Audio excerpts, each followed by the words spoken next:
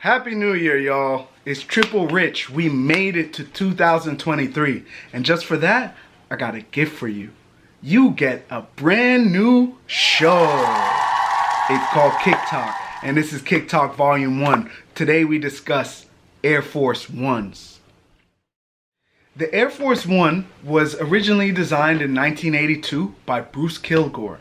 The shoe was first released as a high top in an all-white color scheme with a gray check and mesh side panels. It wasn't until about a year later that the Air Force One low top came to be. The shoe was discontinued from 1984 to 86. During this time, it only built the hype up more, and it would be in 1986 that 3 large retailers in the Baltimore area reached out to Nike and said, "Our community needs this shoe." Nike was reluctant to bring the shoe back to life, but they did. And in this agreement, they agreed to only release one color per month. And this is how the program, the Color of the Month program, came about. Air Force Ones at this time were basically discontinued everywhere else. You had a lot of people coming from the East Coast, driving from the Midwest, and probably some crazy dudes from the West Coast driving all the way to Baltimore to get these Color of the Month Air Force Ones. It became a cultural phenomenon, and it led Nike to bring production back in larger quantities. In 2002, Nelly and the Saint Lunatics released Air Force Ones. That song on its own was a cultural phenomenon. But to have a product linked with a hit song, the shoe just went out of control. There were a bunch of other things going on at the same time. Because this was in 2002. In the early 2000s, let's say 01, 2000, even 99, you had Rockefeller. Rockefeller, which was comprised of State Property, Dame Dash, Jay-Z, all these other heads. They were all wearing Air Force Ones in every video you saw. Dame Dash is the first person I ever saw say, "I only wear my white ups once and then I toss them." Jay-Z was always performing. He was in his music videos with Air Force Ones. And I can't forget to mention, also going on in these early 2000s, you had Dipset. Dipset brought the Air Force One into a new light. Because not only now did you have crispy white Air Force Ones and all these cool colorways, but they brought in the custom game. If y'all are old enough to remember this, do y'all remember when they were rocking Burberry Air Force Ones where they cut out the fabric and sew it on? Also, Dipset with their gang affiliations, flagging, showing their bandanas. It was just so cool to see them rocking Air Force Ones with matching bandana cutouts. And I mean, that just took on a life of its own. I feel like once the customs came to fruition, then you had all these fake websites where they would have the Burberry and the bandana, but they weren't real Air Force Ones. And that was a whole epidemic in itself. I know a lot of my friends caught L's just trying to keep up with the trends. With the music thing taking off, you also had athletes sporting the shoes in leisure time. But my favorite, you had Rasheed Wallace. He signed a contract with Nike to wear the Air Force One exclusively. And what's so crazy to me is he had about a 15-year career, and he never changed a shoe. He always wore the high top Air Force One. I respected it completely. There's just something about a patent leather Air Force One, let alone him playing in it. It was just like captivating to me. So you had Rasheed Wallace, you had hip hop, and you had different celebrities donning this Air Force One. It was just like, these 2000s was just a culmination of a lot of cultural beginnings. And, you know, I like to go back and say that, you know, this whole sneakerhead community, this whole sneaker culture, like, I really do feel it started with the Air Force Ones. Now, the Air Force One is in the past, it's in the present, and it's in the future. You have future collabs coming out this year with Ambush. And in the most recent years, probably the biggest release was the 10-pack by Virgil.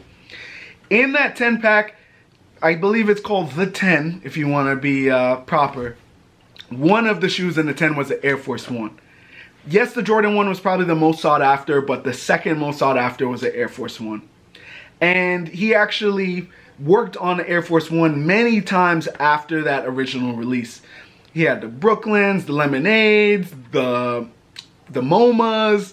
There's a bunch of different Air Force 1 reiterations that Virgil brought to life, and, you know, God rest his soul, but he continued to make the shoe a relevant thing. It wasn't just now nostalgia, but these are what cool kids are wearing right now, and I know it's going to continue on like that. Now that we've gotten the facts out of the way on how important the Air Force 1 was to culture, I figure I should share some of my personal experiences. Early 2000s, I got a pair of black and white low-cut Air Force 1s in 2001. And I remember pulling up to school. This was before the Nelly song dropped. I remember pulling up to school and all my friends are looking at me like, yo, what are these like plain old man sneakers you got on? And I tried to explain to them at that time, yes, I was in middle school, but I was still up on game. So I was trying to explain to them how important the shoe was and how it's a blast from the past or whatever. Nobody was checking for Air Force 1s. So this is 2001. 2002, Nelly drops the Air Force 1 single song. The internet, the world exploded. Everybody wanted Air Force 1s now. And it was just amazing to see that switch from people looking at my feet like, what are those? To how did he get that colorway of Air Force 1? I've never seen that. So it's very interesting to see how culture can kind of shift your perspective on certain things. The next memory was after I graduated college in 2011, I moved to Brooklyn. And I lived in Brooklyn for about a decade, and during this time I was able to be fortunate enough to work for Flight Club as a authenticator. So I had all these different people, walks of life coming in. I could check out shoes, make sure they're real, and as you might imagine, all the other fellow flight employees are sneakerheads too. So it was just awesome to go to work because I'd just pull out a fresh pair of maybe Air Force 1s you hadn't seen in a while. And it would be awesome to get that notoriety once you got to work. Like, oh, yo, I remember those LeBron James Air Force 1s, blah, blah, blah, you know. And, you know, rest in peace to my good friend Lawrence. I worked with him at Flight as well. That dude was an Air Force 1 king.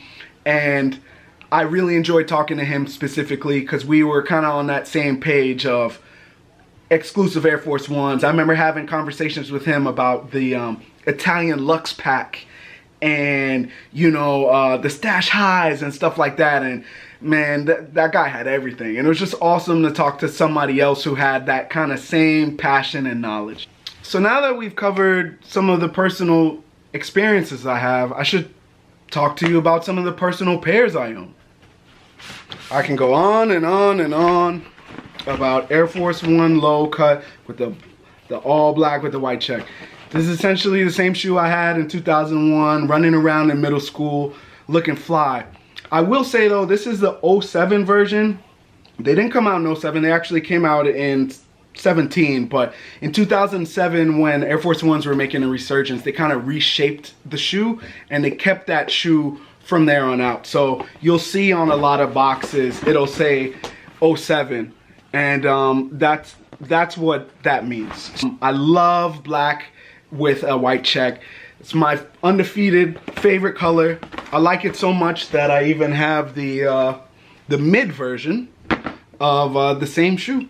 Also want to show you, we did talk about in this episode so far, Air Force 1 Sheeds. This is Rasheed Wallace right here. He is doing his patented fadeaway jump shot. They put that insignia on all of his collabs. I also have the high top black and white patent leather collab, the OG version, but because they're about 20 years old, the midsole has started to collapse. They're somewhere at the folks' house. I'll try to get them in on a next episode when we do part 2 of Air Force 1s, because obviously there's so much to talk about with this shoe. And I want to show you my Air Force 1 Taiwans. Ooh, got a little scuff on it. Not there anymore. Got the Air Force 1 Taiwan. This is my favorite part about it, because when you're walking, you get to see the different checks, as well as patent leather. As I told you already, I'm a sucker for patent leather Air Force 1. Last shoe, but definitely not the least shoe that I want to show you in my collection. We already spoke about him. Once again, rest in peace, Virgil. I was able to get the Lemonade Air Force One. So let me show you what we got here. Lemonade, look at this goodness. Such a beautiful color. Love all the details. You see the slight remix of the Air Force One with the frayed edges. Now, for my next trick, I'm gonna bring out a guest, fellow sneakerhead, and this guy's from Harlem, so he really knows his uptowns. Without further ado, Mr. Teo Wallace. It's your boy Teo, live with my man Rich, triple getting money, triple it up. You know the rules.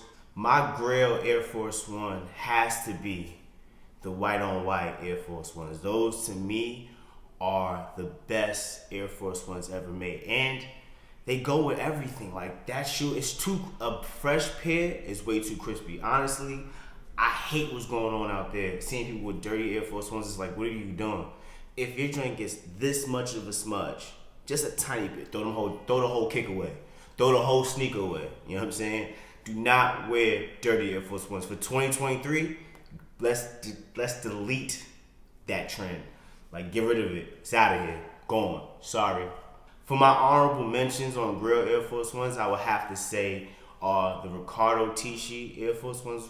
If you know, you know.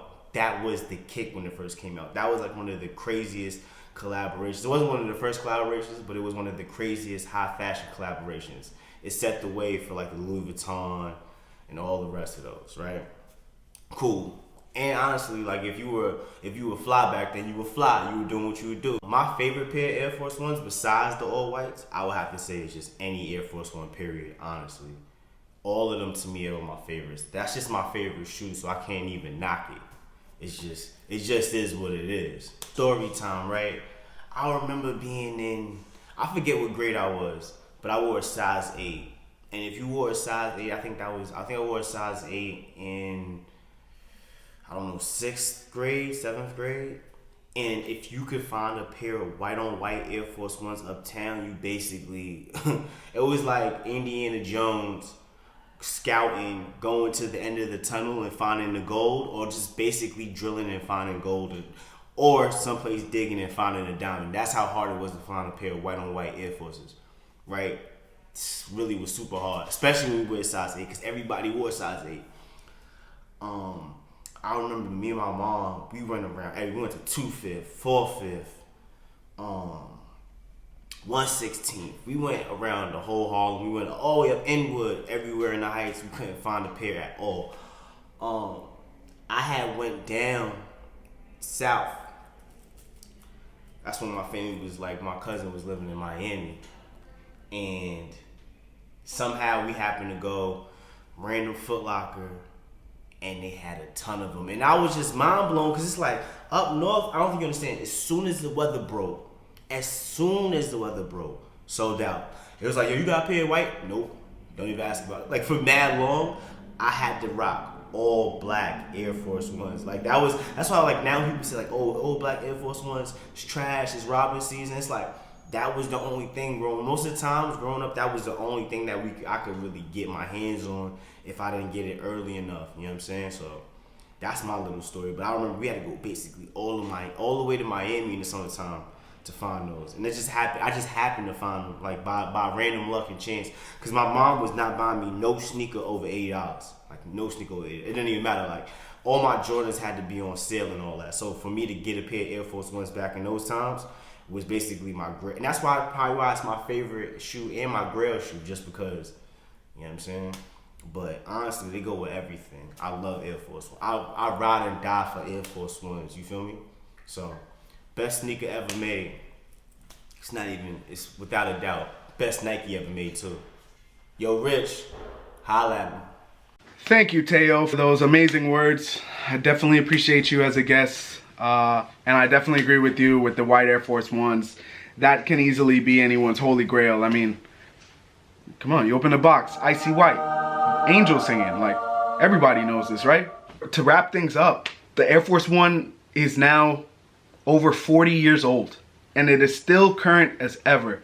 Up until last year, In the fourth quarter of 2022, we had an all white on white Drake collab for his Certified Lover Boy album. You also had Yoon from Ambush put her spin on the Air Force One.